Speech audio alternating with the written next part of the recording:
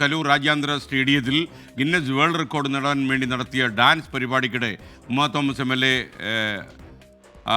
അപകടം പറ്റിയ ദൃശ്യങ്ങൾ ഇപ്പോൾ പുറത്തു വന്നിട്ടുണ്ട്. വേദിയിൽ നടക്കാനുള്ള സ്ഥലം പോലും ഇല്ലായിരുന്നുവെന്ന് ഈ ദൃശ്യങ്ങൾ നമ്മോട് വിളിച്ച് പറയുന്നുണ്ട്.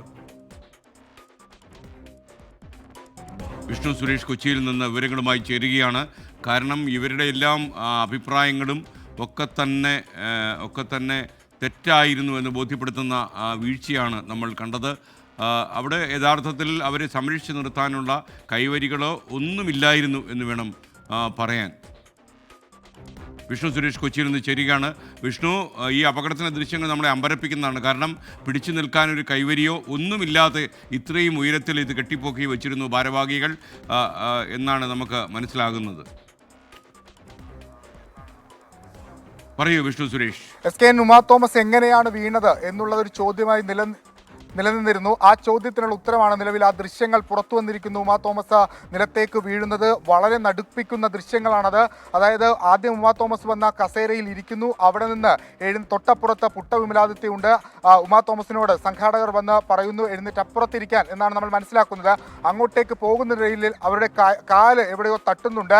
അതിനിടയിലാണ് അവിടെ നിന്ന് ഈ കൈവരിയിലേക്ക് അവരുടെ കാല് തട്ടുന്ന ഘട്ടത്തിലാണ് ഈ കൈവരി അവിടെ കെട്ടിയിരുന്ന റിബൺ പോലുള്ള കൈവരിയിൽ പിടിക്കാൻ അവർ ശ്രമിക്കുന്നത്. ആ കൈവരി മറിഞ്ഞാണ് ഇവർ നിലത്തേക്ക് വീഴുന്നത്. അതായത് അതിൽ ഏറ്റവും പ്രധാനപ്പെട്ടത് ആ കസേരയും കൈവരിയും തമ്മിലുള്ള ദൂരം ഒരാൾക്ക് കഷ്ടിച്ച് നിൽക്കാൻ പോലുമുള്ള ദൂരം അതിൽ ഉണ്ടായിരുന്നില്ല. സെന്റിമീറ്ററുകൾ മാത്രമാണ് അവിടെ ഉണ്ടായിരുന്നത്. അതായത് ഒരാൾക്ക് നിൽക്കാൻ പറ്റുന്ന അത്രയും ദൂരം ഉണ്ടായിരുന്നില്ല. അതാണ് അവിടെ ഈ അപകടത്തിന് വഴിവെച്ചിരിക്കുന്നത്. അതായത് അതിൽ ഏറ്റവും പ്രധാനപ്പെട്ടത് ഇതിൽ ഈ സംഘാടകർക്ക് വീഴ്ച പറ്റിയിട്ടുണ്ട് എന്നുള്ളതിൻ്റെ അല്ലെങ്കിൽ അതിൻ്റെ ഒരു അല്ലെങ്കിൽ അത് ചൂണ്ടിക്കാണിക്കുന്ന ദൃശ്യങ്ങളാണ് പുറത്തു വന്നിരിക്കുന്നത്. സ്റ്റേജ് നിർമ്മാണത്തിലടക്കം അവിടെ ആളുകളെ ഇരുത്തുന്നതിലടക്കം ഗുരുതര വീഴ്ചകൾ സംഭവിച്ചിട്ടുണ്ട്. ഏകദേശം 1.5 മീറ്റർ മാത്രമായിരുന്നു ആ സ്റ്റേജിൻ്റെ നീളം. അതിൽ 2 വരി കസേരയിട്ടത് ഈ അപകടത്തിൻ്റെ വ്യാപ്തി വർദ്ധിപ്പിച്ചിട്ടുണ്ട്. കൃത്യമായ വീഴ്ച ഇവർക്ക് സംഭവിച്ചു. ഇവർക്കെതിരെ കർശനമായ നടപടി ഈ ദൃശ്യത്തിൻ്റെ കൂടി അടിസ്ഥാനത്തിലാണ് ഇനി നടപടി എടുക്കേണ്ടത്. ഒരു MLAക്ക് അല്ലെങ്കിൽ അത്തരം സാഹചര്യങ്ങൾ ഒഴിവാക്കേണ്ടതായിരുന്നു. കൃത്യമായ സ്റ്റേജ് നിർമ്മിച്ചിരുന്നെങ്കിൽ ഇത്തരം സാഹചര്യം ഒഴിവാക്കായിരുന്നു.